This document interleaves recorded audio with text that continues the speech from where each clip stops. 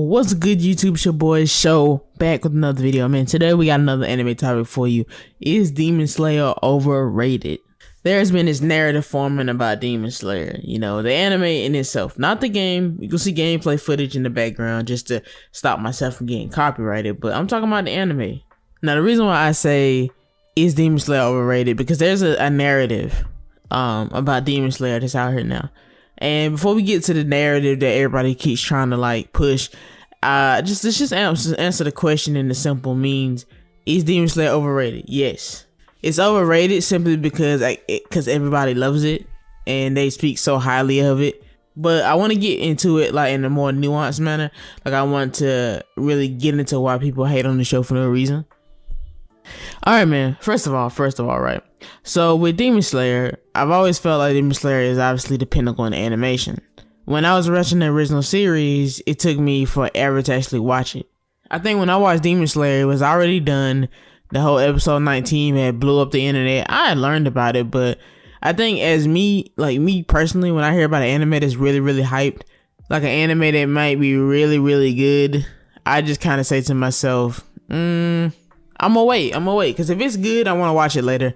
Like, even currently, I still have not watched the My Hero and Jujutsu Kaisen movies, because I just know they're gonna be good movies. I just kind of save them for a special occasion.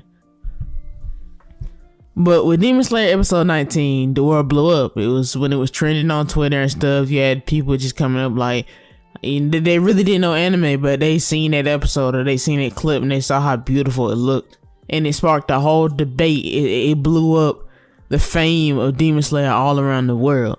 This is why, to me, I feel like there's three spectrums when it comes to like Demon Slayer fans. Like, you got the fans that are super hyped. It's like the best anime around. They might not have seen a lot of anime, but they just feel like it's the best thing since sliced bread.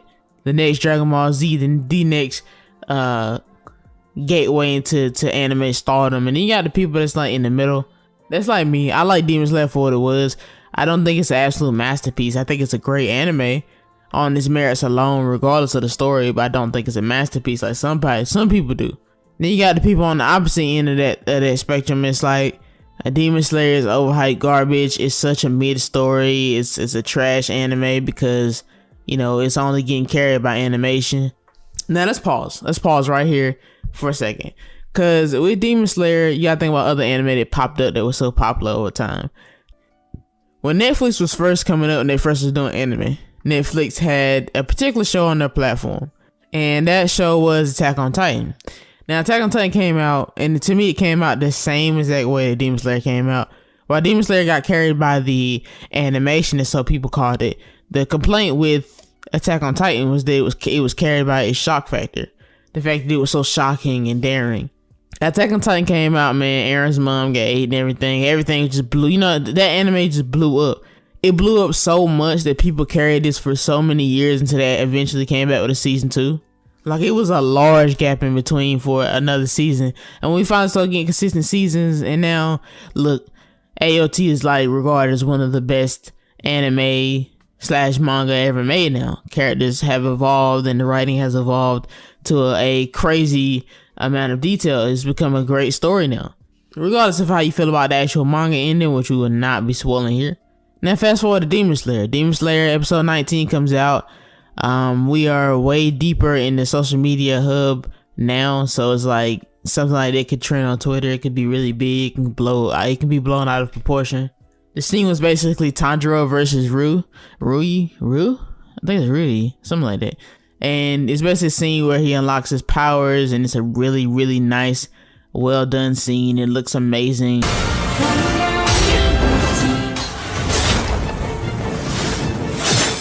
This one scene has caused so many problems for the Demon Slayer anime, because it feels like, because it is one scene, the anime itself can't be established as a legitimate good anime.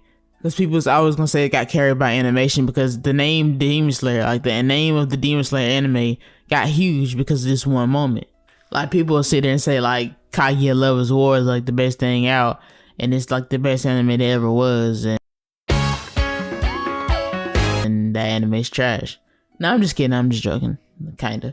But that brings me to my point. People don't really care what the story of Demon Slayer is. They just look at it being so popular and it's good. It's kind of like an anti-meta to hate on the meta. Like if Demon Slayer is the meta right now and it's like the thing everybody knows, everybody loves, it's kind of cool to be in that group that's like, hey, honestly, I watched it, wasn't all that. And I can see that. Because I'm not saying that Demon Slayer is something to knock my socks off. I mean, okay, let's get to the plot synopsis like 5 minutes into the video.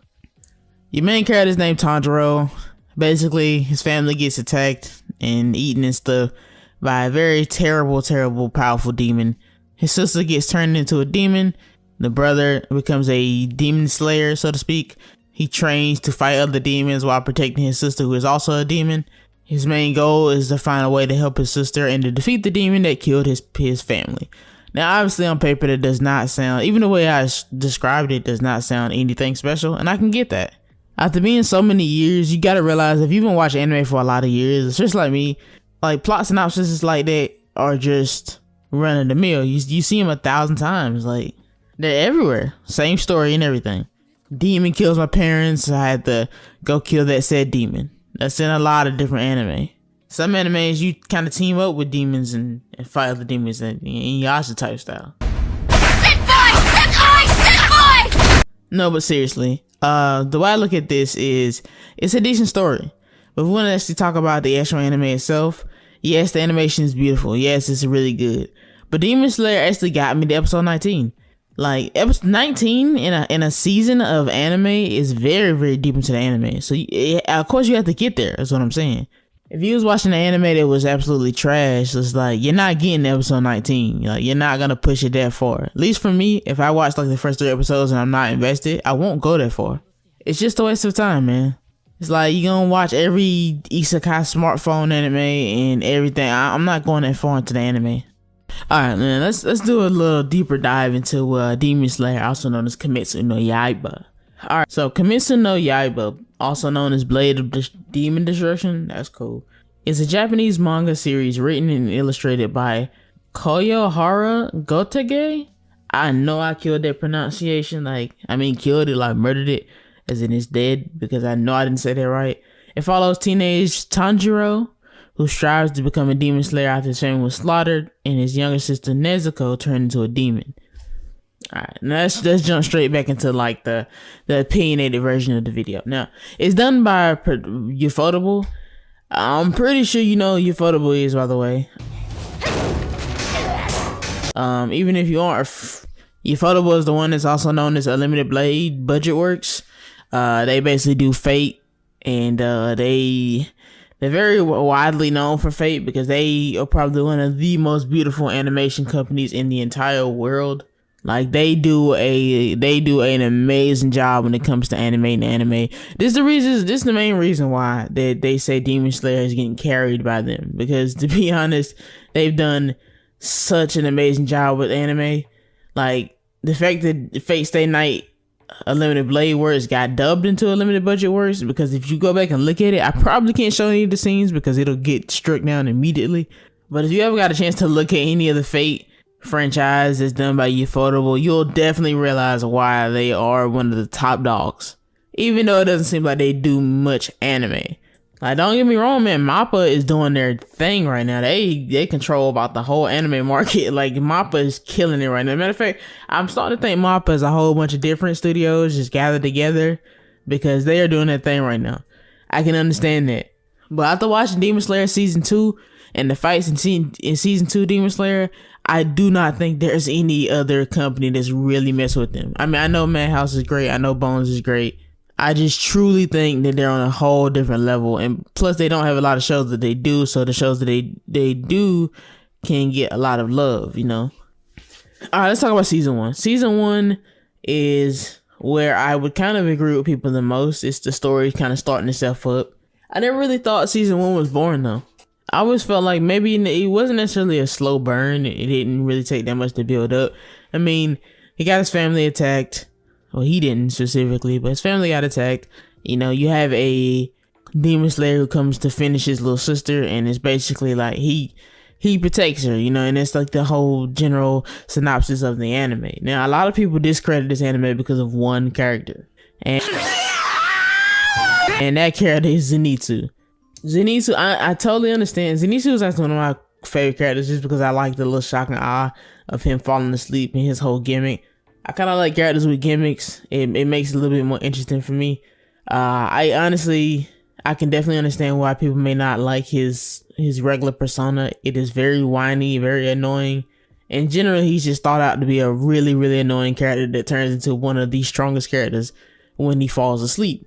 It's kind of like if you watch One Piece and you see like Usopp, and Usopp's like written to be a coward, but yet he stands up for his whole team.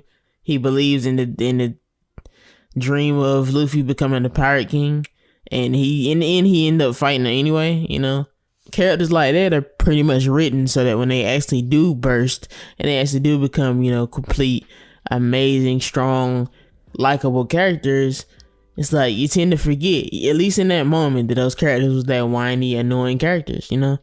Inosuke as a character, I think he's just fun. I think he's very energetic. I think, to me, Inosuke character does not offend or really does much for the show in general. Like, I love his character. I love his whole aesthetic. I love that he's basically a demon slayer only in experience only because he just, you know, got those swords and basically rubbed them to the bone, and that's why his swords look like they're just serrated blades.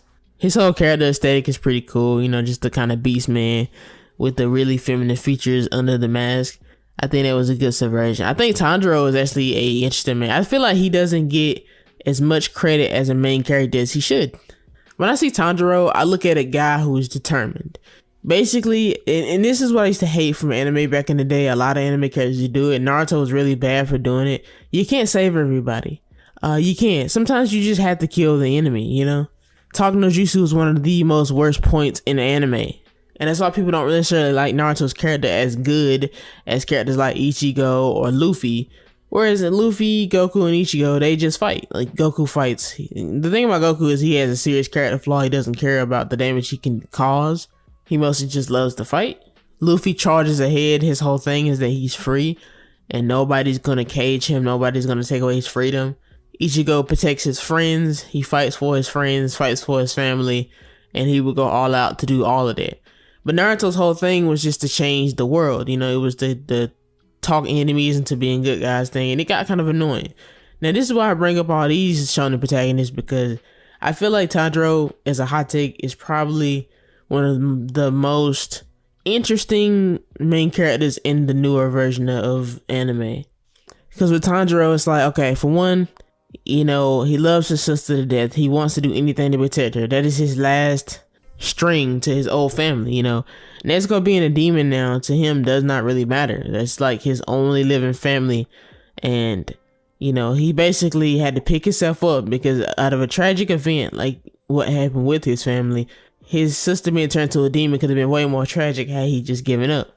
The demon would have, you know, she would have killed Tanjiro, and then Tanjiro would have died, and she would have got killed by Gyu. But instead, Tanjiro had to resolve. He had to resolve to pick himself up and try to find an answer to something that may not have answers. Like, his sister might be dead. She might just be a demon forever.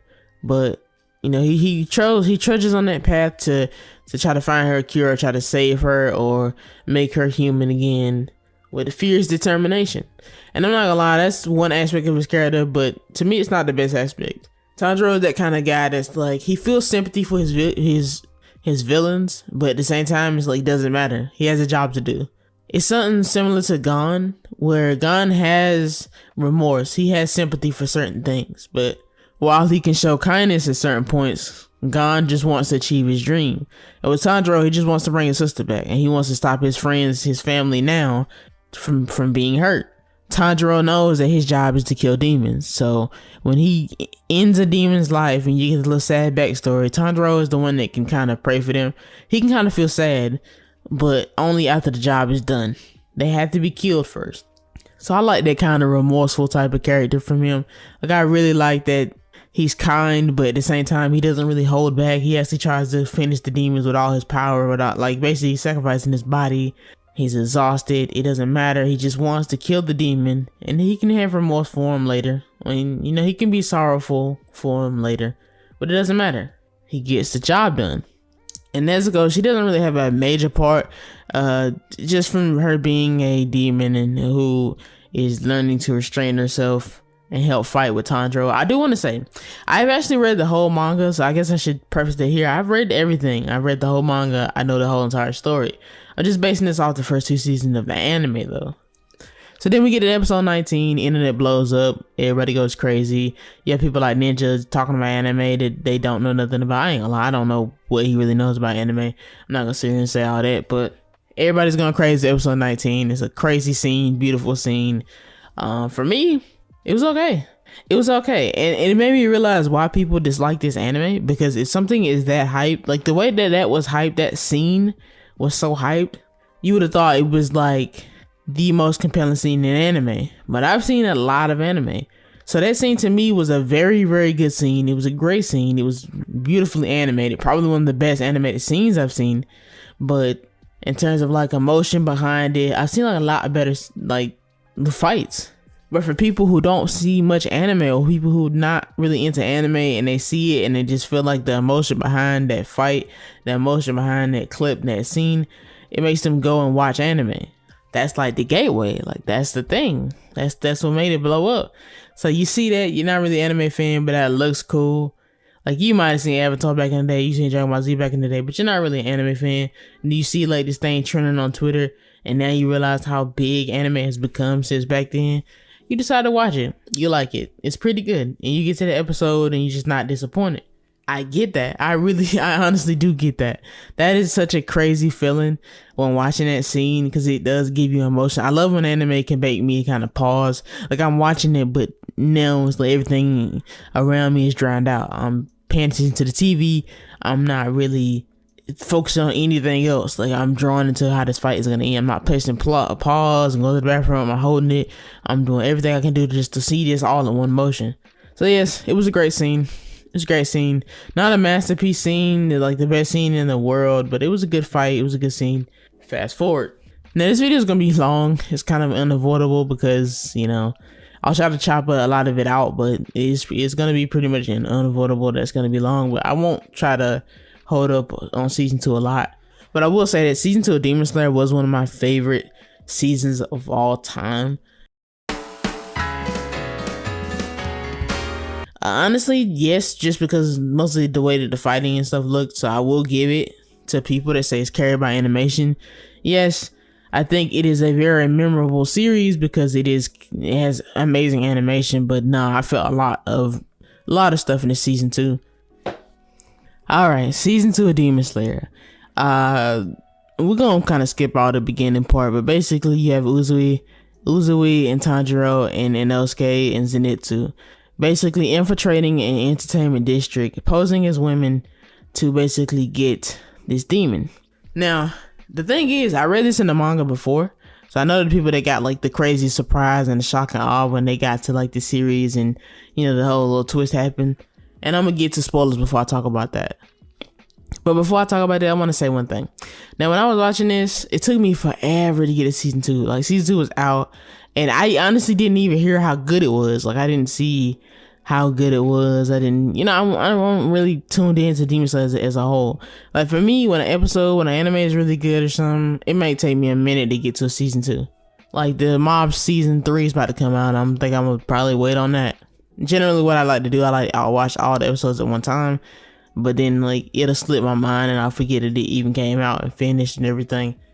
And generally, when I do something like that, it's better for me to look at a season objectively. You know, I'm not looking at it with all the hype of the internet. I'm looking at it as its actual original work. Now, Tanjiro's fight against Daki, we're gonna go ahead and skip there. We're gonna skip into spoilers and stuff, and you know, Daki's the name of the villain, but we're gonna get into more spoilers now. So if you haven't seen it, go and click out the video, to be honest, because we got to talk about this fight. I'm not really going in depth, but I do want to like talk about a couple of key moments. Now, I read this in the manga.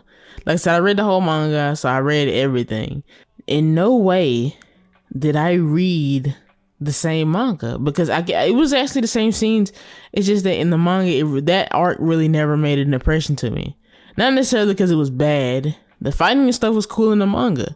It's just there were other manga arcs I liked a lot better. And seeing how this one was animated, I could definitely see why I can't wait to see some other ones.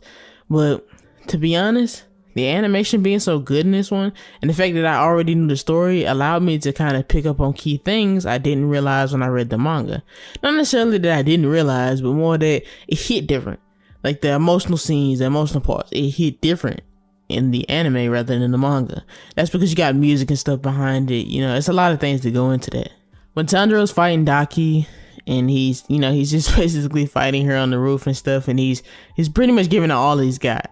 Now I remember reading this in the manga, and I said he's gonna get hurt bad. I wait for Uzui to pop up. He's gonna get hurt bad, and he fights her basically with everything he has, you know. And everybody, all the other characters are dealing with other stuff, are dealing with her claw thing in the underground mine or whatever they was at. Like, I knew for a fact that there was gonna be a hard fight with Tanjiro, but he really held his own. Like, it was really a great scene. Like, he really was, you know, he activated his fire Hinakami, I believe it's called Hinakami dance. He's fast. And it really looked like he had her on the ropes. And I was like, there is a possibility that Tanjiro is more powerful than I originally thought. You know, because with his powerful flame stance, it was always said in the manga and in the anime that flame stance is like one of the most powerful dances in the world. You know, that is a powerful ability. So I was thinking maybe he's a little bit more stronger than I gave him credit for. And to be honest, if he won that fight right there, I would have been so upset. But then just to see basically him getting pushed to the brink of his ability, only for Nezuko to come out and give him a breath of life. Now, obviously, Daki transforms and she gets her full power back. She basically slices up a lot of people, which enrages Tanjiro. And the fight continues, and then Nezuko pops out, basically beating on her, and you just start to realize the potential that Nezuko has. But obviously, it's still not enough. They get to a point where Tanjiro has to stop Nezuko from becoming full demon, and he does that. Daki's there. Daki's gonna kill Tanjiro. Uzui comes in and one-shots her in a flash. Now, let's take a moment to talk about Uzui real quick. Yeah, he was cool. He's probably like like I said, I read the whole thing. He's definitely one of my top Hashiras, because for one, I like his whole idea of making it flashy. His ninja wise were cool. He's a ninja. I love ninja and samurai. I love those types of aesthetics. So he was a really cool character to see. He was really strong, and his ability to use the sound was more represented in the anime due to all the different, you know, tones and stuff you can hear. He was just an amazingly cool character.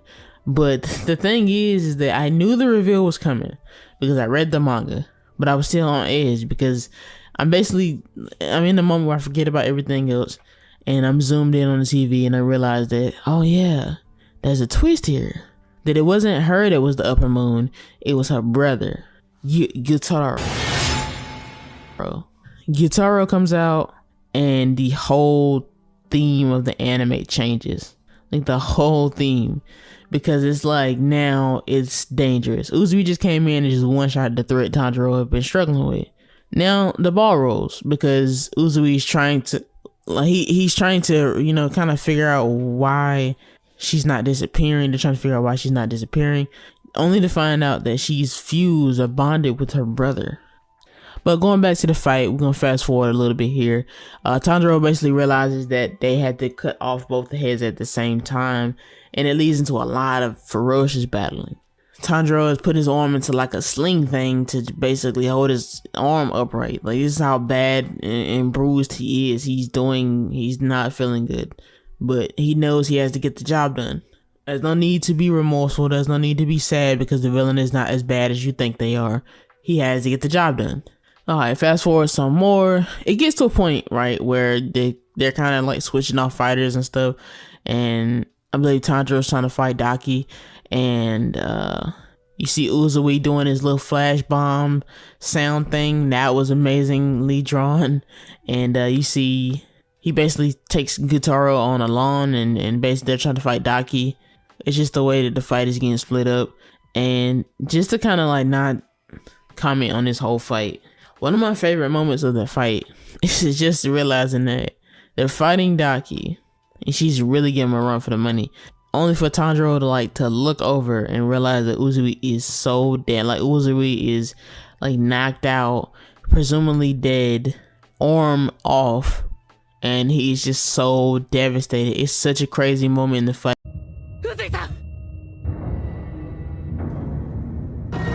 Because it shifts the tone.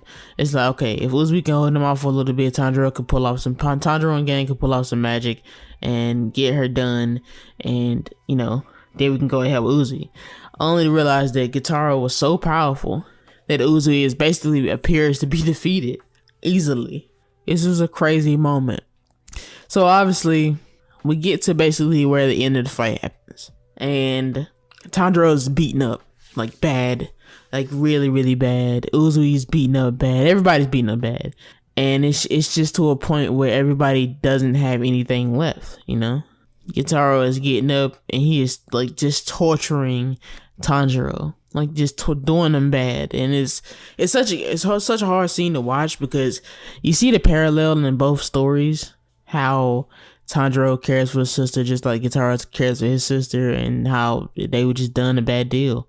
And even though Tanjiro and his sister was done a bad deal, Tanjiro being the person he was, he got them out of that. You know, he was a good big brother. So it's like both of the stories kind of parallel. One pair fell to being a demon, and the other is trying to make it work. The parallel between these two stories is what makes it interesting. And as Gyutaro is just bashing Tanjiro, injuring him, torturing him, was when Tanjiro became one of my favorite new generation main characters, because he puts Gyutaro in a situation where he basically traps him and is attempting to slice off his neck. Like, he literally has nothing left. He's fighting with the fire of desperation, only for everybody to kind of get back up and to just out the boy, because everybody got destroyed. I mean, like Inosuke, like Zenitsu was severely hurt. Inosuke, I think, got stabbed in what they thought was his organs, but he shifted them around. Everybody was just bad off. Everybody gets up because they know they had to kill both demons at the same time in order for it to stick. And Tanjiro is fighting. Uzui gets back up. Everybody's fighting in such an amazing moment. You have Tanjiro activating his Mark's ability and really trying to drive home to cut off Gyutaro's head. Then you have Inosuke basically getting up and kind of trapping Daki, only for Zenitsu to activate his like Godspeed flash mode, which is very cool. All doing this while he's asleep, to, you know, basically move at such a high speed it rips her head off. And you can basically see both of their heads basically coming off at the same time, at the same intervals. It's such an impactful scene because you see the heads kind of roll to each other, and that's when you get the backstory between, you know, Gyutaro and his sister Daki, and it's very sad. It's a very moving story, only to see Tanjiro really kind of remorseful over them, but not sad that they're dead, because he knew he needed to do what he needed to do. And in this scene, specifically this scene, we get to see that, man, even though Uzui lost his arm, he gets a happy ending. He leaves the Hashiras. He's done his work, man. He helped defeat an Upper Moon. Tanjiro and them are all safe. They're very injured, very hurt, but they're all safe. There was a pretty cool scene where they were basically poisoned, but Nezuko's blood can basically burn out the poison. It was a cool little thing. But other than that, is the reason why I wanted to say that the story in Demon Slayer itself is really good.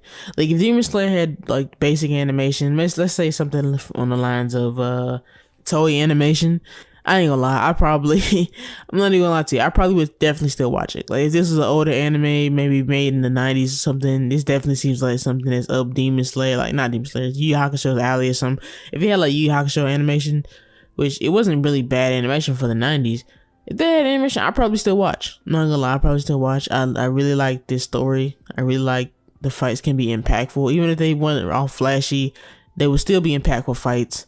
Still be very awe-inspiring moments and twists everywhere. I still would watch it. And this is why I say my video has gotten too long, and I'm gonna wrap it up. But with that being said, guys, let me know what kind of anime you want me to kind of deep dive into next. It doesn't matter, you know. I'll deep dive into anything. But with that being said, guys, thanks for watching. Like, subscribe. I'll see you guys next video. スタープラチナザワやれやれだぜ。